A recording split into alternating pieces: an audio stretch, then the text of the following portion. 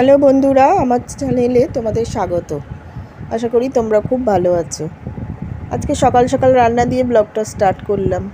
বাড়ির কাজকর্ম টুকটাক সেরে আজকে শাক ভাজা করছি আর বানাবো দই চিকেন। দেখো শাকটা ভাজছি। সকালের টুকটাক কাজ মোটামুটি কমপ্লিট করে স্নান টান করে নিয়ে তারপরে আজকে রান্নায় গেছি।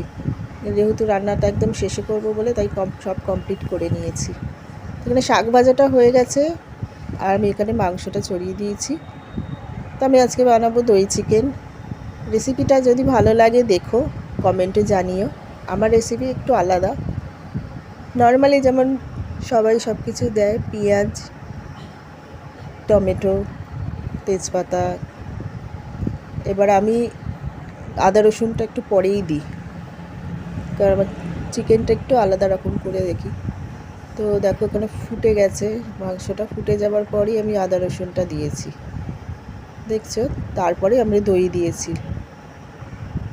তো এখানে চিকেনটা হয়ে গেছে। সকালবেলা ঠাকুরটা দিয়েছি, ঠাকুর দিয়ে দেখলাম একটা পার্সেল এসেছে।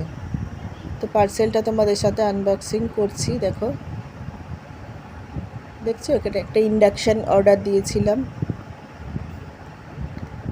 ইন্ডাকশানটা কেমন হয়েছে একটুখানি বলো। খুব কোম্পানি না হলেও মোটামুটি অনলাইনে এটা দিয়েছিলাম, ভালো এসছে, খারাপ আসেনি।